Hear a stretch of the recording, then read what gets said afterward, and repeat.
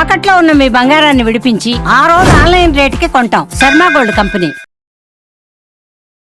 నమస్కారం గురువు గారు. ఓం శ్రీ మహాగణాధిపతయే నమః. గురువుగారు, దేవుడి దగ్గర మనం పూజ చేస్తున్న టైంలో కోరికలు ఏమీ కోరుకోకూడదు, ప్రశాంతంగా దేవుడిని ఆరాధించుకోవాలి అని చెప్పేసి కొంతమంది అంటూ ఉంటారు. కొంతమంది నువ్వు ఖచ్చితంగా దేవుడి దగ్గర నీకేం కావాలనుకుంటున్నావో అది చెప్పాలి అని చెప్పేసి అంటూ ఉంటారు. అసలు దేవుడి దగ్గర మనం అడగాల్సినవి ఏంటి, అడగకూడనివి ఏంటి, అలాగే మనం ఏదన్నా అనుకున్నది నెరవేర్చుకోవాలి అంటే ఎలాంటి పరిహారాలు చేసుకోవాలంటారు? భగవంతుడి దగ్గర ఆరాధన చేసేటువంటి సమయంలో నాకు ఇది కావాలి నువ్వు అడగకూడదు, వాస్తవం. కానీ ఖచ్చితంగా అడగవలసినవి 4 ఉంటాయి. ఆ 4 అడగకపోతే ప్రమాదం. ఖచ్చితంగా ఆ 4 కూడా అడిగి తీరవలసినదే. అడగలేదు అని అంటే ప్రమాదం. ఏంటంటారు అవి? చెప్తా. ఆ 4 లేకపోతే మనిషికి జీవితం లేదు. ఆ 4 మనిషి ప్రాణానికి మానానికి సంబంధించిన విషయాలే. ఖచ్చితంగా అడిగి తీరవలసిందే. అడిగి తీరితే సరిపోతుందా? కర్మ కూడా అనుకూలించాలి, ప్రతికూల వాతావరణం పోవాలి. ఆశ ఉంటే సరిపోదు, సంకల్పాన్ని మనం నెరవేర్చుకోగలగాలి. మరి అంత తేలికైన విషయం కాదుగా. అంటే అడగడం తేలిక, దాన్ని ఫుల్ఫిల్ చేసుకోవడం చాలా కష్టం. ప్రధానంగా మనం అడగవలసింది ఆరోగ్యం. భగవంతుణ్ణి ఆరోగ్యం అడగాలి. ఎందుకు అడగాలి? మనం ఏదైనా సంపాదించుకోవాలి అన్నా, ఏదైనా వెళ్ళాలి చెయ్యాలి అన్నా ఆరోగ్యం ఉండాలి. ఈ ఆరోగ్యం అనేటువంటిది ఏమాత్రం సడలించినా, మధ్యలో ఒక అక్షరం చేరిన అనారోగ్యం, మనిషి బ్రతుకున్నంతకాలం ఏడుస్తూనే ఉంటాడు. మందులు మాపులు జీవితకాలం, ఐశ్వర్యం మొత్తం హరించుకుపోతుంది. అంత అపకీర్తి, అన్ని ప్రమాదాలు వస్తూ ఉంటాయి. ఇది ఒక్క ఆరోగ్యం సరిలేకపోవడం వలన చక్కటి ఆరోగ్యాన్ని కోరుకోవాలి. ఈ చక్కటి ఆరోగ్యం ఎవరు ఇస్తారు? మండలాంతర్గతంగా ఈశ్వరుడు ఇస్తాడు. ఈశ్వరారాధన మండలాంతర్గతంగా ఈశ్వరారాధన చేయటం వలన ఆరోగ్యాన్ని ఆయన ఇస్తాడు. భాస్కరుడు ఆరోగ్యం భాస్కరాదిత్యం అని మండలాంతర్గతంగా చేయటం వలన చక్కటి ఆరోగ్యాన్ని ఈశ్వరుడు ఇస్తాడు. రెండవది ఐశ్వర్యం. ఐశ్వర్యము అనగానే మనం కోట్ల రూపాయల డబ్బు అనుకుంటాం. ఐశ్వర్యము మీనింగ్ ఆయుష్, తేజస్సు, వర్చస్సు, యశస్సు. ఈ 4 ఐశ్వర్యం అంటే. ఆయుష్, తేజస్సు, యశస్సు, వర్చస్సు. తేజస్సు అంటే ఏ రకంగా అది చూడాలంటారు? రెండోది ఐశ్వర్యం. ఐశ్వర్యంలో ఆయుష్, యశస్సు, తేజస్సు, వర్చస్సు ఈ 4 ఉంటాయి. అనగా అంటే ఏమిటి అంటే ఆయుష్తో పాటుగా అతని యొక్క కుటుంబం ఎప్పుడూ కూడా సుఖ సంతోషాలతో ఉంటూ చక్కటి సంతానంతో తన యొక్క ముఖ కవలికలు కాంతివంతంగా ఉండటం. ఎప్పుడుంటే కాంతివంతంగా? నీకు రూపాయి అప్పు లేదు, మనశ్శాంతిగా ఉన్నావు, చక్కటి ఆరోగ్యం ఉంది అన్నప్పుడు మొహంలో కాంతి, తేజస్సు. దాన్నే తేజస్సు అంటారండి. ఈ మేకప్లు అవన్నీ వేసుకోకుండా స్వతసిద్ధంగానే ముఖంలో ఉండేటువంటిది తేజస్సు. ఆ తేజస్సు దేని ద్వారా వస్తుంది?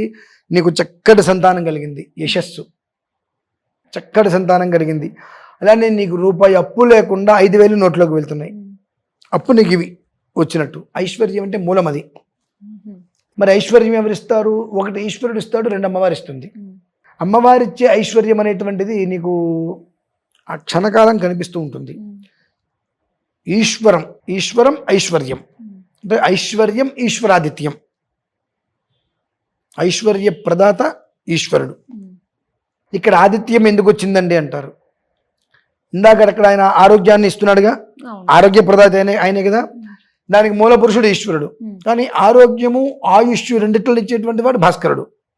మండలాంతర్గతంగా శివుడు. అందుకని ఈశ్వరాదిత్యం అన్నాం. ప్రధానంగా ఐశ్వర్య ప్రదాత ఈశ్వరుడు, ఐశ్వర్య మూలం అమ్మవారు. ఈశ్వరారాధన చేయటం వలన కలిగేటువంటి ఐశ్వర్యం తరగదు ఎప్పటికీ. అమ్మవారిని ఆరాధించటంలో కొన్ని అనర్థాలు ఉంటాయమ్మ. అంటే ఆరాధించే విధానంలో చేసిన దోషాల వలన పిల్లలకి ఉన్న వాళ్ళకి ఆరాధన ఎలా చేయాలి తెలియదు, అర్చన ఎలా చేయాలి తెలియదు. ఏం కావాలి? డబ్బు కావాలి. డబ్బు ఎలా సంప్రాప్తం అవుతుంది తెలియదు. లక్ష్మీ అమ్మవారికి పూజ చేస్తే డబ్బు వస్తుంది కదా. ఎలా పడితే అలా పూజ చేస్తే పిశాచ ధనం వస్తుందమ్మా. అంటే ధన పిశాచి అంటారు దాన్ని. ఏమీ లేకపోయినా ఎవరో మన దగ్గరికి వస్తారు, బాబు నా దగ్గర ఇది ఉంది, ఇది వాళ్ళకి అత్యవసర పరిస్థితుల్లో నీకు 1000 రూపాయలకి అమ్ముతారు, నువ్వు అమ్ముకుంటే నీకు 10,000 వస్తాయి అంటారు. నువ్వు అమ్ముకుంటే నీకు 10,000 వస్తాయి, వాళ్ళకి అత్యవసరం ఉంది, నీకు 1000 రూపాయలకి ఇస్తానన్నారంట. అదే ధన పిశాచి. ఈ 1000 రూపాయలు మన దగ్గర ఉండవు, ఆ 10,000 వస్తాయి కదని చెప్పి 1000 రూపాయల పేరు 9,000 మిగులుదని చెప్పి మనం అమ్ముకుంటాం, దాన్ని అప్పు తీసుకొచ్చి అది కొంటాం, మన దగ్గర కూడా కొంటుందండి. ఫస్ట్ ఆఫ్ ఆల్ రెండేంటి, ఈ 1000 రూపాయలు తీసుకెళ్ళి ఇస్తాం, చాలా రహస్యకృతంగా ఉండాలి, మళ్ళీ రా అంటారు, ఈలో పట్టుకొని వెళ్ళిపోతాడు. అంత మోసం, మోసపూరిత వ్యవహారం, ఇది ధన పిశాచి అంటారు. ఈ ధన పిశాచి అనేటువంటిది నువ్వు ఎప్పుడైతే కనుక అమ్మవారిని సప్రమాణంగా ఆరాధన చేయలేదో, అక్కడ భూగర్భ నిధులున్నాయి, ఇక్కడ భూగర్భ నిధులున్నాయి, అమ్మవారి కల్లోకి వచ్చింది, ఇంట్లో గలగలగలగని చెప్పడినిపిస్తుంది, ఆ మూల గుంట తీయమంది, ఇటువంటివన్నీ విపరీతమైనటువంటి ఆలోచనలు. ఈ విపరీతమైన ఆలోచనలు అనర్థాలకు మూలం, దాని ధన పిశాచి. నీ దగ్గర ఏమీ లేకపోయినా అప్పు చేసి మరి మొత్తం భూగర్భ నిధులని చెప్పి దానికోసం దీనికోసం చెప్పి మన దానికోసం వెచ్చించి ఉన్నది కూడా ఊడిపించుకోవటం, ఏమీ లేకుండా అడుక్కు తినటం అనేటువంటిది ధన పిశాచి లక్షణం. కానీ ఆ ధన పిశాచి ఏం చేస్తుందంటే, నువ్వు ఇది ఒక్కటే చేయి, 1 కోటి రూపాయలు ఇస్తా ఉంటుంది, ఏదో ఒక మనిషి ద్వారంలో వచ్చి ఇస్తూ ఉంటుంది. మన ఆ 1 కోటి రూపాయల కోసం 10 లక్షలు అప్పు చేయడానికి ఈజీగా ముందుకు వచ్చేస్తాం, 1 కోటి రూపాయలు వస్తుంది అని చెప్పి. మొత్తం 10 లక్షలు పోతాయి, అప్రతిష్టలు పాలవుతాం. ఇది ఈశ్వరుడికి ఆరాధన చేయటం వలన మన దగ్గర ఎప్పుడు చూడటానికి బీరువా ఎప్పుడు ఖాళీగానే ఉంటుంది, కానీ రేపు ఒక మనకు కష్టం ఉందంటే కష్టం తీరిపోతుంది. రేపు కష్టం ఉందంటే కష్టం ఆయనే ఏదో ఒక రకంగా తీరేలా చేస్తాడు. రెండోది మనకు ఐశ్వర్యం కావాలి, రెండోది మనకు ఐశ్వర్యం, మూడోది ఒకటి వద్దు ఒకటి కావాలి. కీర్తి ప్రతిష్టలు లేకపోయినా పర్వాలేదు, అపకీర్తి అప్రతిష్ట రావద్దు, అపకీర్తి అప్రతిష్ట రావద్దు. ఇవి ఎట్లా వస్తాయి? ఇందాక ధన పిశాచి గురించి చెప్పుకున్నాం కదండి. ఈ ధన పిశాచి మన మీదకి బాగా చికాకు చేసినప్పుడు, అంటే మనకి ఏదో ఇంత అత్యాశ చూపించినప్పుడు, మనం దానికోసం ఏదో ప్రయత్నం చేసినప్పుడు అప్పు తీసుకొచ్చి సమయానికి అప్పు తీర్చలేకపోవటం వలన అపకీర్తి, అప్రతిష్ట, నలుగురిలో అవమానాలు పట్టడం, తలకాయ ఉంచుకోవాల్సిన పరిస్థితులు, ఇవన్నీ ఇది తప్పు. నానా రకాలుగా అది మనిషిని ఏం చేస్తుంది, హింసకు గురి చేస్తుంది. అయినా ఇవాళ ఇన్ని తిట్లు ఇక్కడ తింటారు, అరగంటే మళ్ళీ యువతలు ఇంకొకళ్ళు ఎవరో ఏదో తీసుకొని వస్తారు, దానికోసం మళ్ళీ అప్పు కోసం ప్రయత్నం చేస్తారు. ఎందువల్ల వీడికి 10 లక్షలు ఇచ్చేయాలి నేను అర్జెంటుగా, కాబట్టి ఇంకొక 5 లక్షలు కొంచెం అప్పు చేద్దాం, మొత్తం ఒకేసారి వస్తే వీడికి క్లియర్ చేసేద్దాం, అలా అప్పు అవుతుంటుందండి. దీనివల్ల అపకీర్తి అప్రతిష్ట. భగవంతుని ఏం కోరుకోవాలి? మూడోది కోరిక, నాయన కీర్తి ప్రతిష్టలు లేకపోయినా ఉంటా, కానీ అపకీర్తి అప్రతిష్ట మాత్రం నా జోలికి రావద్దు తండ్రి అని కోరుకోవాలి. నాలుగోది, శత్రువుల నుంచి మనకు రక్షణ కావాలి, శత్రు బాధ ఉండకూడదు. ఏ రకంగా అయినా మనల్ని శత్రువుగా భావించేటువంటి వాడు మన నాశనాన్నే కొడతాడు, మన క్షేమాన్ని కోరడు. మనం సంతోషంగా ఉండాలి, హాయిగా ఉండాలి, ప్రశాంతంగా ఉండాలి అనేటువంటి ఆలోచన ఏ రకంగానూ కూడా చేయడు. ఎదురుకుండా మనకు అన్యాయం చేయకపోయినా ఏదో ఒక రకంగా మంత్రప్రయోగమో తంత్రప్రయోగమో దుష్టంత్ర ప్రయోగాల ద్వారానో ఏదో ఒక రకంగా మనకి కీడు తీసుకొచ్చేటువంటి ప్రయత్నాలు చేస్తారు. ఎందువలన వారికి ఒకప్పుడు మనం మంచి చేసి ఉన్నాం, ఉపకారం చేసి ఉన్నాం, ఆ ఉపకారం చేసిన తప్పు వలన మనకు అపకారం అనేక రకాలుగా చేస్తూ ఉంటాడు. ఆ అపకారం చేస్తేనే కదా వాడు బయట నిలబడేది, మనం దెబ్బతినేది. కాబట్టి ఈ శత్రువుల ద్వారా ఎలాంటి ఒక్క ఇబ్బందులు నాకు లేకుండా చూడు తండ్రి అని భగవంతుని మనం కోరుకోవాలి. కోరిక ఉంటే సరిపోయిందా? కోరిక ఉంటే సరిపోయిందా? దాన్ని ఆచరణలోకి తీసుకొచ్చుకోవాలి. సంకల్పం ఉంది, 100% బలం, కోరిక ఉంది, 100% కోరిక ఉంది. ఇందులో 2 విషయాలు చెప్తాను మీకు నేను.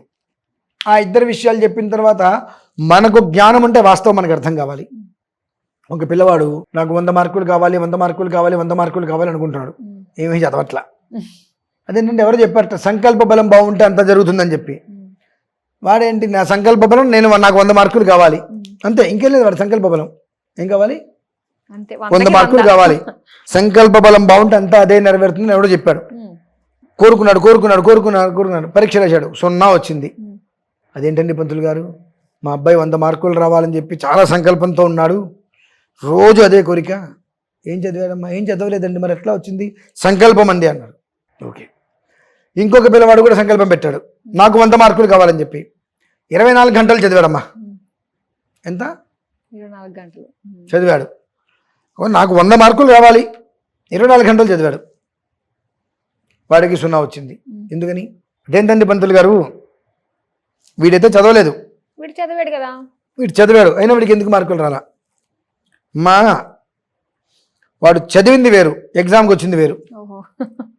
ఏదైతే ఎగ్జామ్లో మార్కులు రావాలని అది కాకుండా వేరే ఏదో చదువుకొని ఇందులోకి వచ్చాడు. దానికి ఎట్లా అంటే ఏంటంటే, ఏది ఎప్పుడు ఎలా నిర్వర్తించాలి అని చెప్పబడి ఉంటుందో దాన్ని ఎలా నిర్వర్తిస్తే దాని యొక్క ప్రభావం మన మీద చాలా బాగా పడుతుందండి. అంతేగాని నాకు సంకల్పం ఉంది, నాకు బలం ఉంది అంటే ఎట్లా అవుతుంది? మానవ ప్రయత్నం ఉండాల్సిందే. ఆ ప్రయత్నం సరి అయింది ఉండాలి. ఆ ప్రయత్నం కూడా సరి అయింది ఉండాలి. సరియగు ప్రయత్నం లేకపోతే ఏదో చదివి దేనికో వెళ్ళాడు. మరో 2 ఉన్నారు, ఉద్యోగానికి వెళ్ళాడు. నాకు నెలకి 1,00,000 రూపాయలు ప్యాకేజీ కావాలన్నాడు. అంటే సంవత్సరానికి 12 లక్షలు ప్యాకేజీ కావాలన్నాడు. వెళ్ళాడు, 100 ఇంటర్వ్యూలు తిరిగాడు. వాడు చివరికి వాచ్మెన్ పోస్ట్ వచ్చింది. 100 ఇంటర్వ్యూలు తిరిగాడు 10 ఏళ్ల పాటు. చివరికి వాడికి ఏమొచ్చింది? వాచ్మెన్ పోస్ట్ వచ్చింది. అదేంటంటే నా పిల్లవాడు 100 ఇంటర్వ్యూలు తిరిగాడండి. నీ పిల్లవాడు తప్పిందే 10th తప్పాడు. నాకు 1,00,000 రూపాయలు ప్యాకేజీ కావాలి, నెలకి సంవత్సరానికి 12 లక్షల ప్యాకేజీ కావాలని చెప్పి 10 సంవత్సరాలు జీవితం జరగొట్టుకున్నాడు. ఈ 10 సంవత్సరాలు చిన్న పెద్ద ఉద్యోగం సంపాదించుకుంటే ఒక నిలబడేవాడు. చివరికి ఏమి తోచకి ఇప్పుడు వాచ్మెన్గా వచ్చాడు. సేమ్ ఇంకొక మనిషి 100 ఇంటర్వ్యూలకు వెళ్ళాడు, మంచి హై పొజిషన్లో. కానీ చివరికి ఏ సాఫ్ట్వేర్ ఎక్కడో నార్మల్ ఉద్యోగం పడేశారు వాడిని. వాడు తలకెందులుగా నిలబడేస్తున్నాడు. అదేంటండి, వాడు 10th ఫెయిల్ అయ్యాడు, నా కొడుకు పోస్ట్ గ్రాడ్యుయేట్ ఏదో ఉంటారమ్మా, పోస్ట్ చదివాడు, మరి ఉద్యోగం రాలేదంటుంది. ఏం చెప్పంటారమ్మా? నీ కొడుకు చదివిందేమో ఇంజనీరింగ్, అతను ప్రతి ఉద్యోగానికి ఇంటర్వ్యూకి వెళ్ళిందేమో IASకి వెళ్తున్నాడు. తప్ప ఇంకోటి నేను చేయనంటున్నాడు. వీడు ఇంజనీరింగ్ చదివాడికి IASలో ఎలా పోస్ట్ వస్తుంది? వస్తుందండి? అంటే ఏంటంటే, మనం చేసేటువంటిది కూడా ఏ సమయానికి ఏది చెయ్యాలి, ఏదో ఒకటి చేసేసాం కదంటే అవ్వదు. 1 గంట 12:30 1 గంటకి భోజనం చేస్తే ఆరోగ్యం, 3ంటికి భోజనం చేస్తే 2:30కి అన్నం తింటా అంటే అనారోగ్యం మనమే కొనుక్కొని తెచ్చుకున్నట్టు. ఏది ఆయన పాపం లేరు, ఆయన జయప్రకాష్ రెడ్డి గారు ఎవరు ఉండేవారు కదా, సినిమా యాక్టర్ అండి. ఆయన మనకు జోక్ చదివా, చిన్నప్పుడు పిల్లలు ఏడుస్తూ ఉంటారు అమ్మ దగ్గర. అమ్మ కొంతకాలం చూస్తుంటుంది, ఆ ఏడుపు ఎక్కడ ఆపుతుందో అని చెప్పి పిల్ల వచ్చిన తర్వాత జీవితకాలం అని ఏడిపిస్తూనే ఉంటుంది ఇంకా దాన్ని చెప్పి చాలా చాలా చాలా గొప్ప అద్భుతంగా చెప్పాడు ఆయన. అది ఆ స్థాయిలో చెప్పడం మనకు రాదులేండి, ఎందుకంటే ఆ విధానం వాళ్ళ సిస్టమ్ వేరు, చెప్పుకుంటూ వచ్చారు. అలానే మనం సంపాదించాలి ఏదో ప్రయత్నం చేయాలని చెప్పి 2 వరకు అన్నం తింటాం మానేస్తాం, 2 ముద్దలు తింటాం. 2 ఏళ్ళు 3 ఏళ్ళు అయితేప్పటికి జీవితకాలం ఏదో తిండి తినాల్సిన కర్మ పడుతుంది మనకి. ఇంకా తర్వాత సంపాదించిన తినలేం మనం. కాబట్టి ఏది ఎప్పుడు ఏ సమయంలో ఏ కాలంలో అనుసరించాలో దాన్ని ఆ సమయంలో అనుసరించినట్లయితే ఖచ్చితమైనటువంటి ఫలితాన్ని మనం పొందుతాం. దీనికి అన్నింటికి కూడా మూలం ఈశ్వరుడు. సరియోగ సమయంలో ఆయన్ని పట్టుకుంటే చంద్రశేఖరాష్టకంలో చంద్రశేఖరమాశ్రయే మమ కిం కరిష్యతి వయ్యమహ అన్నాడు. మార్కండేయుల వారికి 16 సంవత్సరాలే పూర్ణాయుర్దాయం. ఆయన పుట్టిన దగ్గర నుంచి, ఆయనకు ఊహ తెలిసిన దగ్గర నుంచి ఈశ్వరారాధన చేస్తూనే ఉన్నాడు. యమధర్మరాజు వచ్చారు, నీ ఆయుష్ అయిపోయిందని చెప్పి. ఈశ్వరుని గట్టిగా పట్టుకొని, నేను ఈశ్వరుని ఆశ్రయించాను, నువ్వేం చేస్తావు చేసుకోపో అన్నాడు. అంటే ఆ ఈశ్వరుని మనం అట్లా పట్టుకోవడం వల్ల యమధర్మరాజుని కూడా నేను స్థాపనం చేసుకోమని చెప్పి మనం ఆయన్ని ఎదిరించేటువంటి ధైర్యము మనకు భగవంతుడు ఇస్తాడమ్మా. ఆ కావాలంటే ఈశ్వరారాధన మనం అనుక్షణం తపిస్తూ ఉండాలి. ఆ ఈశ్వరారాధనే మనిషి సంకల్పానికి సరియగు మందు, వైద్యం, దారి, మార్గం, గమ్యం. అంతేనమ్మా. చాలా చక్కగా తెలియజేశారండి. 4 ఖచ్చితంగా కోరుకోవాలి, అందులో మనం చేయాల్సిన ప్రయత్నం దానికి అనుకూలంగా చేస్తే మంచి ఫలితాలు పొందొచ్చు అన్న విషయాలు తెలియజేసినందుకు ధన్యవాదాలు.